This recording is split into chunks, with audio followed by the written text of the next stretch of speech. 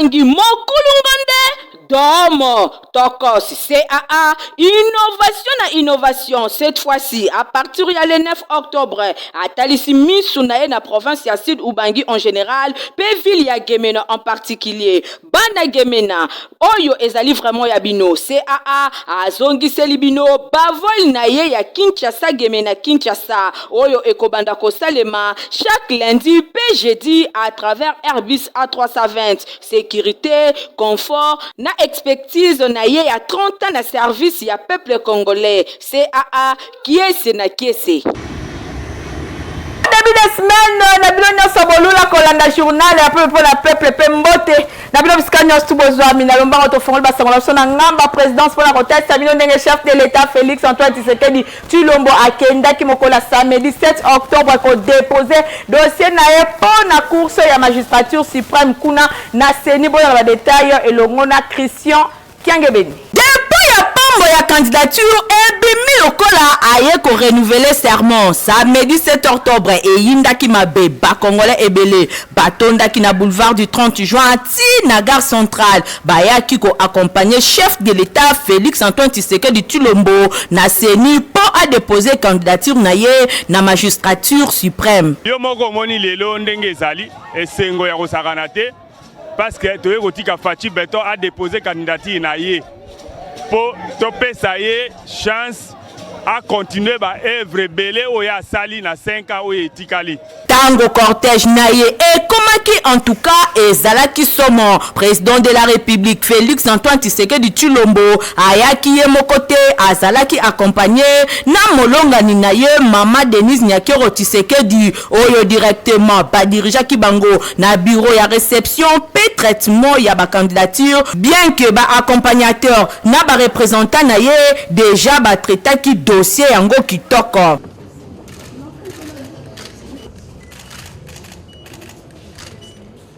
Nabo Biminaye, Nabe RTC, président de la République, Bakumba Kiye, na bureau ya président ya Seni, Denis Kadima, ndenge kaka basalaki epa ya bakandidat mosusu, kuna basolo laki mwa moke, makambo oyo etali bango, na sima chef de l'État, ayaki liboso ya bapandisango, epa yuapi atalisaki bango, nouvelle vision na ye, oyo ezali, renaissance, développement, crédibilité, 3 mots oyo eko conduire projet national oyo eko zala soutenir na ba action ya minene. En tout cas, bolingo ya président Félix Antoine Tshisekedi Tshilombo na ba congolais muto akotate. Clôture, ya ba dépôt, ya ba candidature pour la présidentielle, salemaki dimanche 8 octobre, na tina wanande info linga la journal, ya peuple pour la peuple ameki kosa la synthèse na yango, na commentaire ya héritier Mapindemi. Depuis bureau ya réception pe ya traitement ya ba candidature et fungwamaki na siège ya centrale électorale kuna na commune ya Gombe. Tour à tour, depuis le 8 septembre 2023, tomoni bato ya ndenge na ndenge baleki pona ko déposer ba candidature na bango. Tomoni ba candidat ya ba regroupement politique, ya ba parti politique pe ba indépendant oyo baleki moko sima ya moninga pona ko déposer ba candidature na bango. Ya liboso ezalaki bongo Augustin Matata Ponyo Mapon. Tomonaki pe ba emisusu ba défilé na sima na ye, lokola Rex Kazadi, Rajabo Tebabo oyo a déposaki pe Dr Denis Mukwege, Martin Fayulu Madidi, Adolphe Muzitu,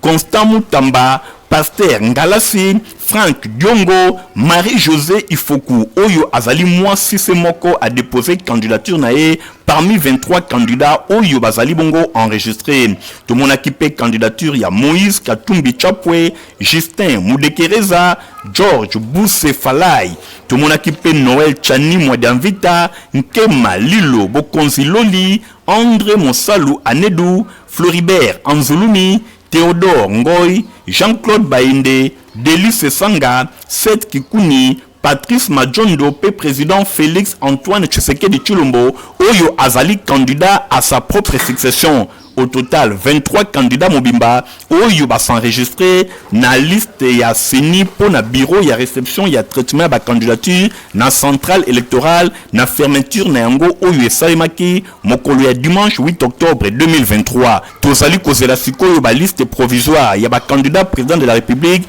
oyo ekozala publié d'ici là et pas ya CENI bongo na sima résultat bongo na sima ba liste définitive ekotangama na ngambo ya cour constitutionnelle pona koyeba soki banani bazali reteni. Le 20 décembre, on est ekozala ba élection législative et présidentielle on a RDC kasi rédaction ya info lingala ba meki kolobela eloko nini population akoki kozela na ba candidat oyo ba postuler. Le 20 décembre 2023, ekozala bongo ba élection législative et présidentielle na République démocratique du Congo.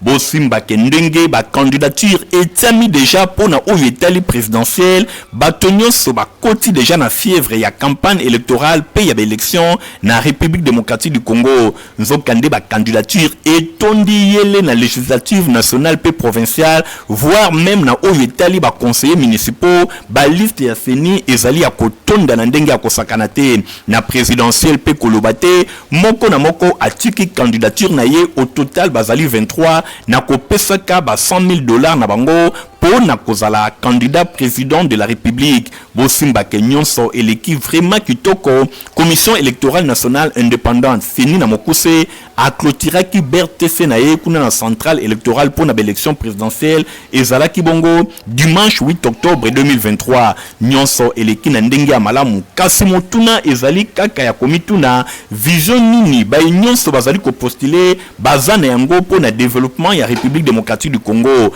pambate soki totali malamu peuple a lembi ba discours depuis législature il y a 2006 ba discours kitoko ezalaka 2011 kolobate kolekati na 2018 ba discours ezalaka kaka kitoko kasi sur le plan pratique tout monde a iloko ya malongate na oyo nyonso batu balobaki nde yango population tisikoyo azali komituna ba guerre ya ba politiciens esi ebandi pona kobwaka na ba jeton ko se tirer à boulet rouge tango nyonso na ba chaîne ya ba télévision pe ya ba radio elongo na ba réseaux sociaux nyonso wana ezali kotalisa ke moko na moko azali kowela koleka kasi tango oleki oza na vision nini po ebele bazalaka voter bakimaka na bango population tango 5 ans ikokoka bazongi lisusu pona kozwa ba voix ya population na tina wana esengeli peuple azala vraiment vigilant pona koyeba na ba élection ya décembre 2023 nani bokopesa ba voix na bino kolanda te au voter mutu po apesio 5 000 francs congolais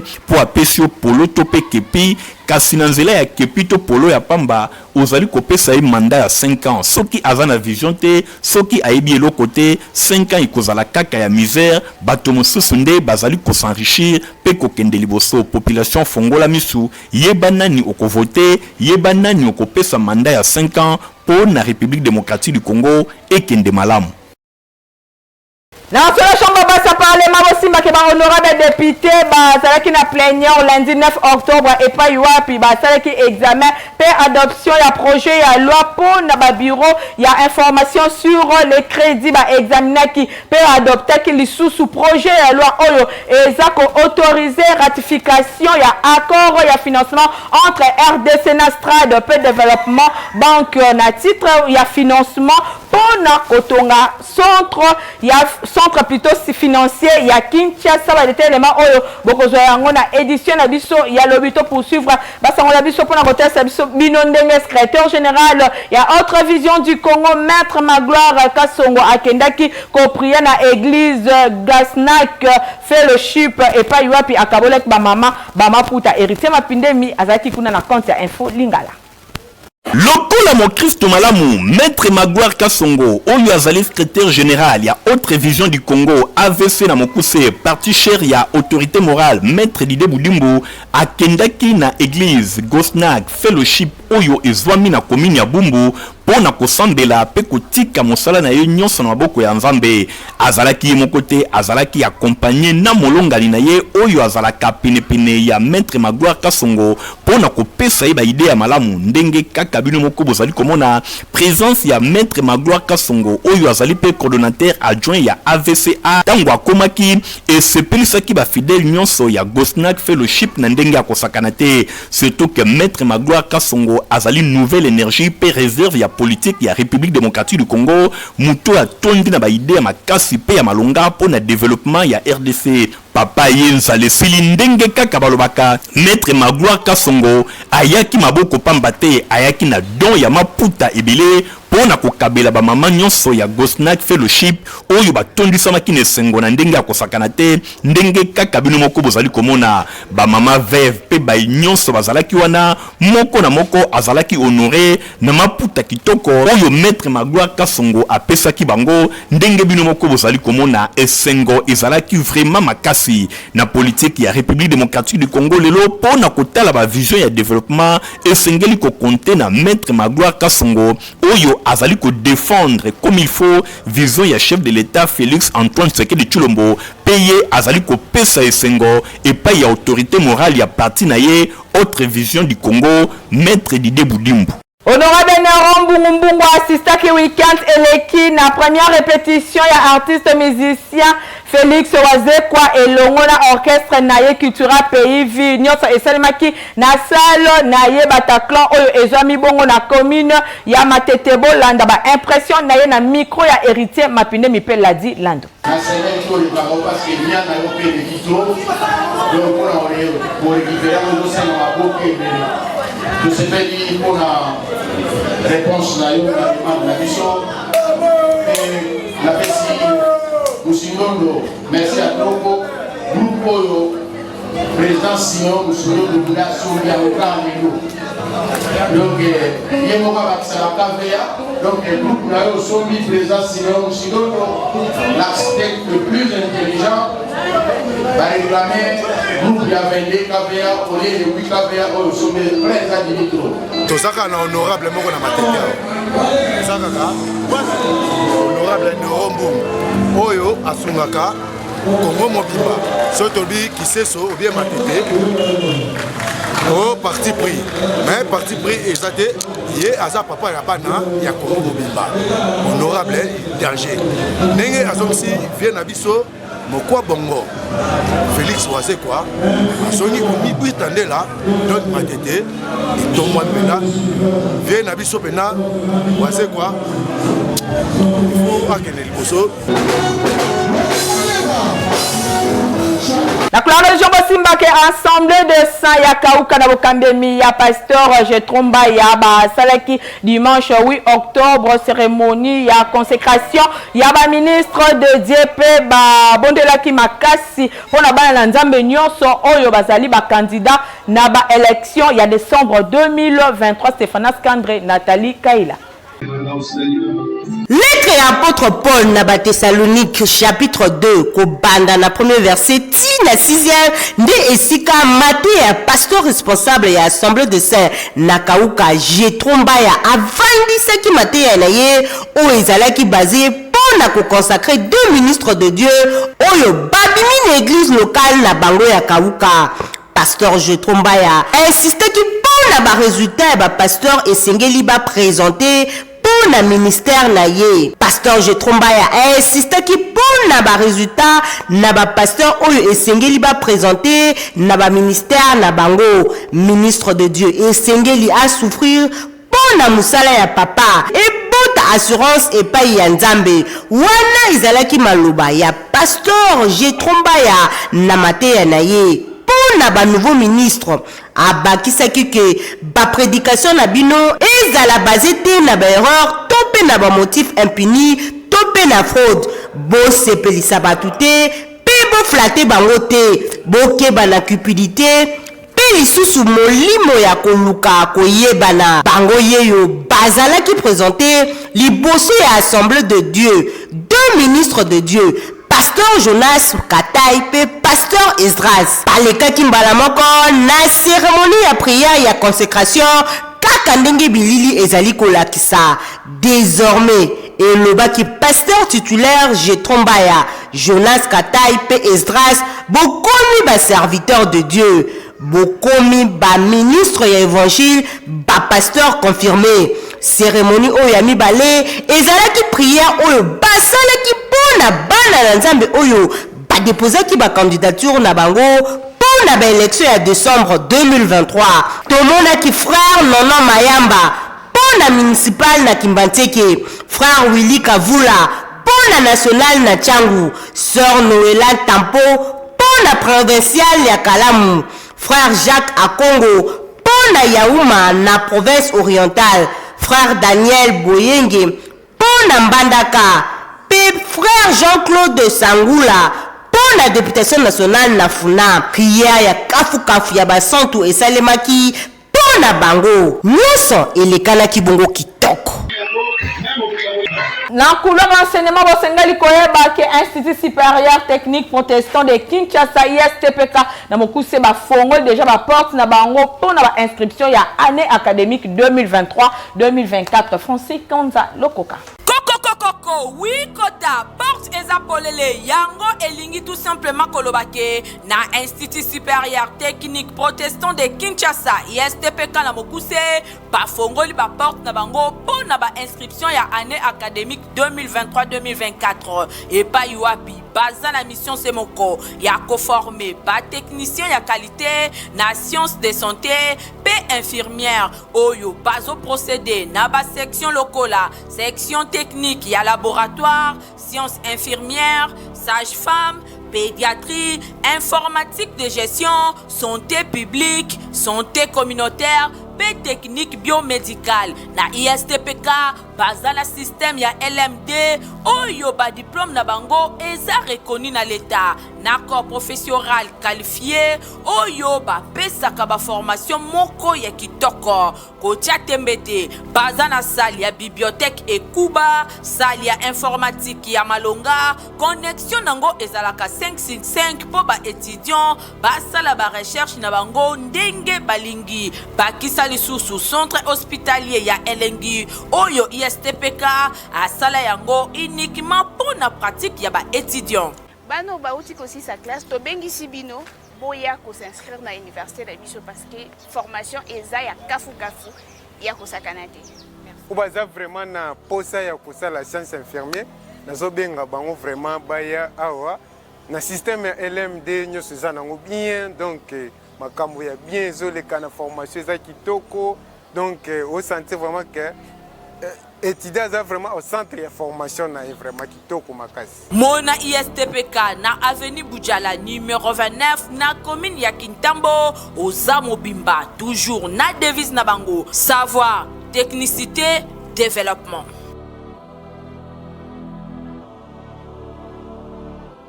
CAA azongisi ba vol na ye na destination ya Kinshasa, Gemena Kinshasa oyo ezali kosalema à travers Airbus A320. Bana Sidu Bangi Mokulungande Domo Tokos CAA innovation cette fois-ci à partir du 9 octobre à Talisimi Sunaye na province ya Sud Ubangi en général pe ville ya Gemena en particulier. Bana Gemena oyo ezali vraiment ya bino CAA azongiseli bino bavol na ye ya Kinshasa Gemena Kinshasa oyo ekobanda kosalema chaque lundi pe jeudi à travers Airbus A320. Sécurité, confort, na expertise na ye ya 30 ans na service ya peuple congolais. CAA kiese na kiese.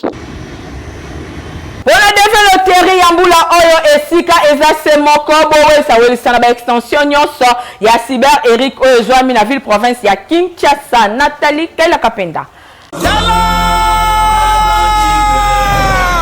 Nini yangu lisusu boye kondeko ozalaka boye. Menini boye ko isangai. Malembe.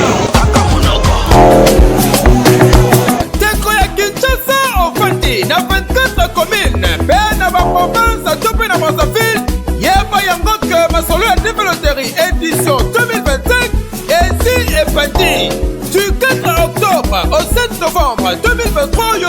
Mazoua ici à Pongwami. Yaka kotonte chance na yo. Autre occasion promotion ya komona États-Unis d'Amérique mboka ya oncle Sam grâce ya Nzambe Congo yaya pembo kontina masolo ya développerie na Afrique centrale mobiba yeyo ADG Eric Mwamba patron ya bagence de voyage Eric Travel oyo ekanga masolo na Kinshasa ya kosambeza te na $5 ya poma par personne papa maman mema famille na yo mobimba bona kotonte chance yo pe bamenga yo kanyo awa condition eza te awa na bagence de voyage Eric Travel bazali ba spécialiste na développerie na Congo mobimba grâce ya qualité pe traitement ya photo matériel ya kitoko pe bagent expérimenté bazali ba professionnel okanisi esili lufunuti na bagence Eric Travel prise en charge la peu famille d'accueil ezali 100% assuré et chaque année plus de 1500 gagnants babimaka awa tala ma preuve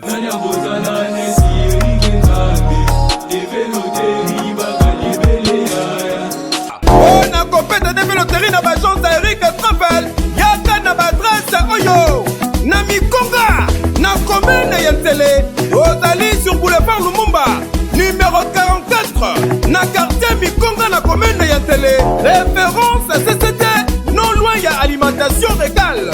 na Victor 1 na Matonge avenue Victor numéro 20 en diagonale la maison communale ya Kalamu bongo na Victor 2 na commune ya Kasavubu doswami sur avenue Bongandanga numéro 2 na commune ya Kasavubu na kati ya immeuble PP Center bongo na rond-point Ipen dozali sur avenue Marine numéro 1189 na quartier Ngomba Kikusa na Binza Ipen en face ya entrée principale ya église de la Porte na commune ya Liberté doswami na avenue 11e rue numéro 119 quartier industriel référence CFR na Kitamo magasin avenue Kasavubu numéro 3 na quartier de l'Ipak na commune ya Ngaliema référence rond-point Kitamo magasin aussi Katena supermarché Facebook bongo na commune ya Masina na Tchangu ozwami sur boulevard Lumumba numéro 38 quartier sans fil na commune ya Masina référence entrée Kimuta Oza Mobimba.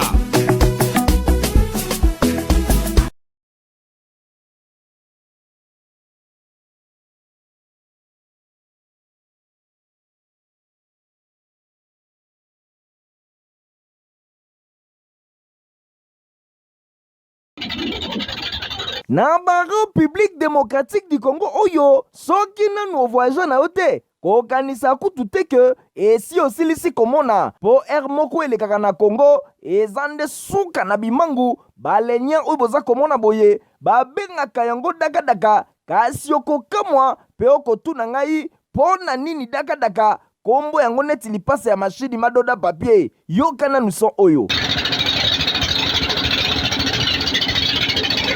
omoni esika kombo ya dakadaka euta son ya moteur nango soki eza kotambola esalaka kaka dakadaka oza awa na province ya Mai Ndombe dakadaka ezokende nyoki bozwa sikoyo bakondition engaye oyo eza kosenga tolamusa ya Marie Misamu abelela yeso ywe po kedi na kedi tala moteur etambolaka en grande partie na mai basokaka yango nde mai nesika ndenge misusu ezwaka mazout to pe essence yango nde mai elekaka wa mingi modele baza kosoka yango mai pardon chamo amela na ye mai me ya kosa banzete oyo esangana na mabende boye baza kosalisa mouvement ya yaka boye zonga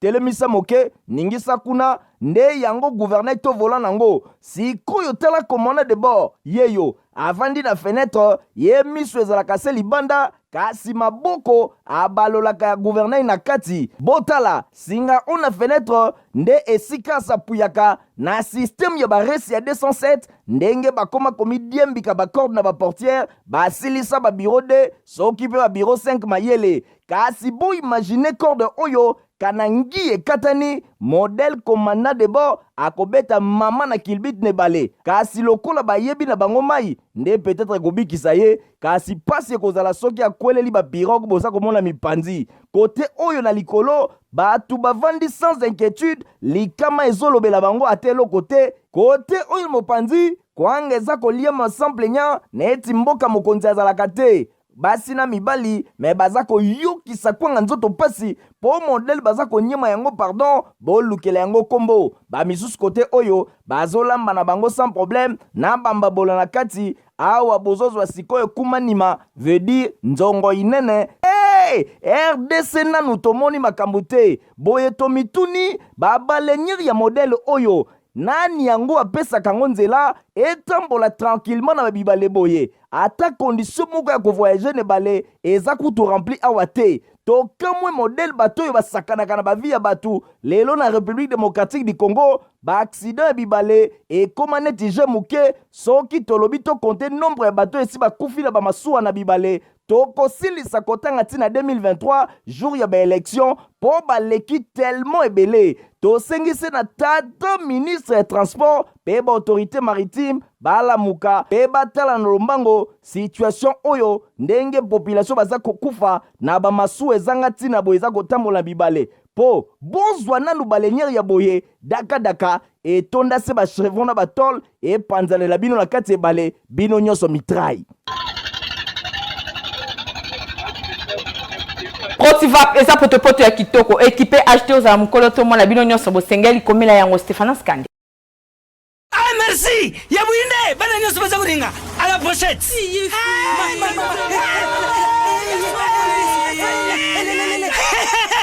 Vous allez quoi mais Protivap est tonne la protéine et énergie.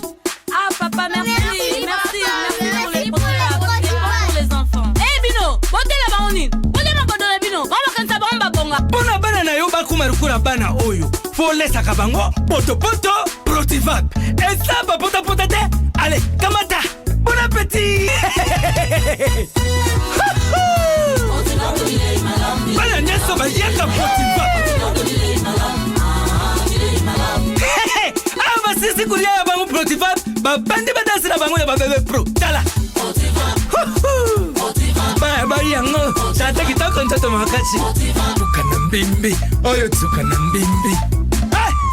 makusa Protivap poto kitoko pona ba bébé pro na élément ONDP singanzela na boucler journal la peuple pa yop nazaki na esengo makasi ya ko présenter les bino yango soki bo sepelek na ngombo pesa. Merci mingi na Nathalie Kaila Kapenda oyo akumbela édition na sima caméra to zaki bongo na Igor Tingi montage sima maki na Christian Kiangebe ni journal la peuple zaka supervisé et pas héritier mapine mbande ko botika la malam. Au revoir. Bana Sidu Bangi Mokulungande Domo Tokos CAA innovation cette fois-ci à partir du 9 octobre à Talisimi Sunae na province ya Sud Ubangi en général pe ville ya Gemena en particulier Bana Gemena oyo ezali vraiment ya bino CAA azongiseli bino bavol na ye ya Kinshasa Gemena Kinshasa oyo ekobanda kosalema chaque lundi pe jeudi à travers Airbus A320 sécurité confort na expertise na ye ya 30 ans na service ya peuple congolais CAA qui est na kiese.